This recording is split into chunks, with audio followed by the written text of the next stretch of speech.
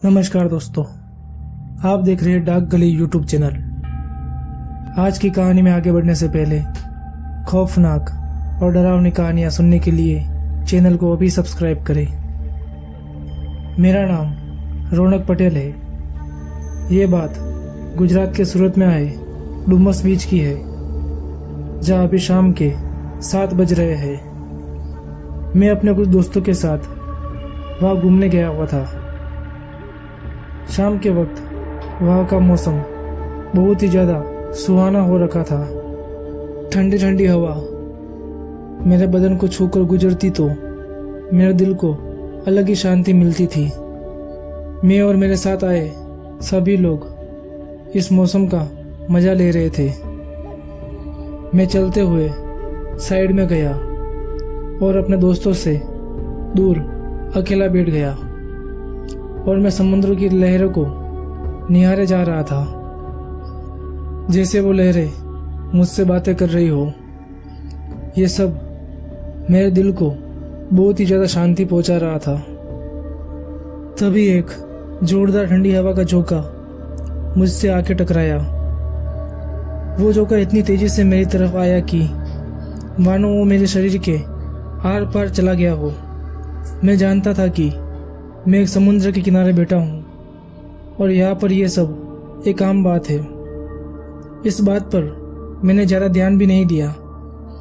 1-2 घंटे वहीं पर बैठने के बाद मैं वापस अपने दोस्तों के पास गया और वहाँ से अपने घर आ गया। मुझे अपने घर आए थोड़ी देर हो चुकी थी, लेकिन मुझे आम दिनों के मुकाबले कुछ ज़्यादा ही थकावट महसूस हो रही थी। मैंने अपनी माँ से कहा कि आज मैं बहुत थक गया हूँ, शरीर में बिल्कुल भी जान नहीं बची है। ऐसा लग रहा है कि मैं बहुत दिनों से बीमार हूँ। तो मेरी माँ ने मुझसे कहा कि तुम एकदम ठीक हो, तुम आज पूरा दिन बाहर घूम के आए हो, इसलिए तुमको थकान लग रही है। मुझे भी ये बात एकदम ठीक लगी और मैं वहाँ से अपने कमरे में आ गया और आराम से सो गया। दूसरी सुबह जब मेरी माँ मुझे उठाना आई तो वो मुझे देखकर जोर से चिल्लाई।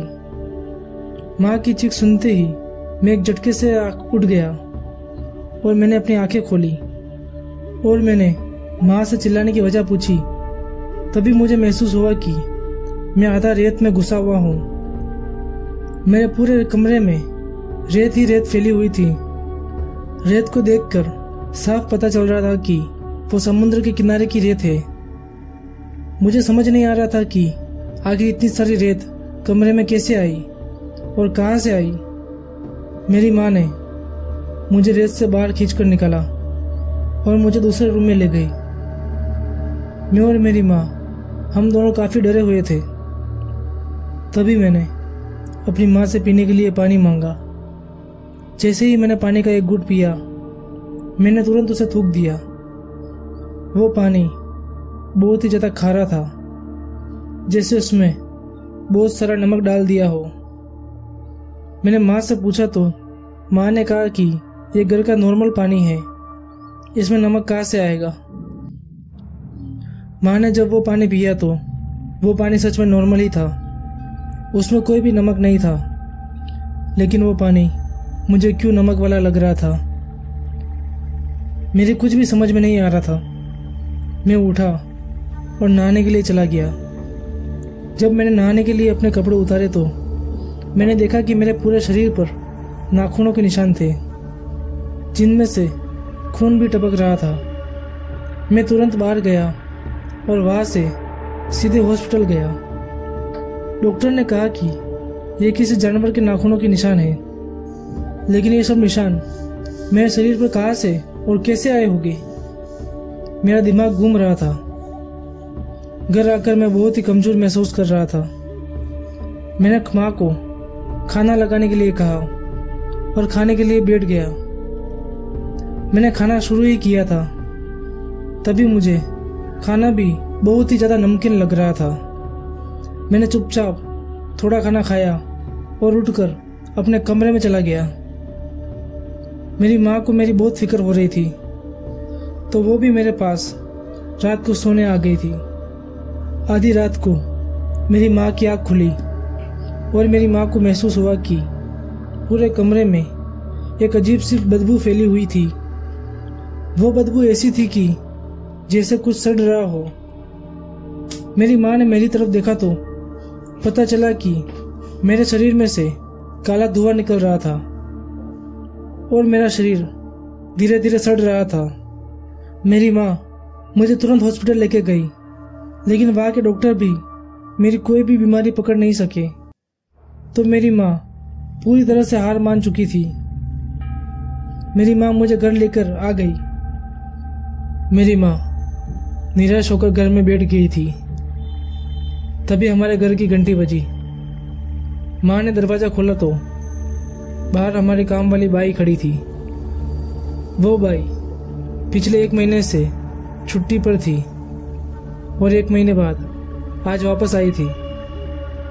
मेरी माँ का उतरा हुआ चेहरा देखकर उन्होंने माँ से वजह पूछी तो माँ ने उनको सब कुछ बता दिया।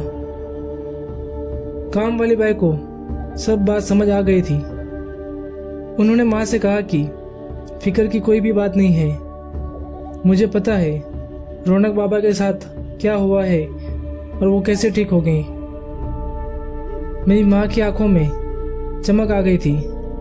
काम वाली बाई ने कहा कि मुझे वो कपड़े दे दो जो रौनक बाबा डुमस जाते वक्त पहन के गए थे। मेरी माँ ने वो कपड़े बाई को दे दिए और बाई वो कपड़े लेकर वहाँ से चली गई। तकरीबन 6 घंटे बाद वो वापस लौटी और मेरी माँ को बताया कि मेरे ऊपर एक बुरी आत्मा का साया है। रौनक बाबा डुमस बीच पर एक जगह बैठे थे। उसी जगह के नीचे एक लड़की की लाश दफन थी। हमें उस लाश को बाहर निकालकर उसका अंतिम संस्कार करना होगा, तब जाकर हम इस आत्मा से शांति पाएंगे और वो हमारा पीछा छोड़ देगी। भाई के कहने के मुताबिक माँ और भाई आधी रात को उस लड़की की लाश बाहर निकालते हैं और उसका अंतिम संस्कार करते हैं। उसके तुरंत बाद मैं भी ठीक हो गया, लेकिन आज भी मेरे शरीर पर उन घावों के निशान है। तो दोस्तों, आज की कहानी में बस इतना ही। अगर ये कहानी आपको अच्छी लगी हो तो वीडियो को लाइक करें और चैनल को सब्सक्राइब करें।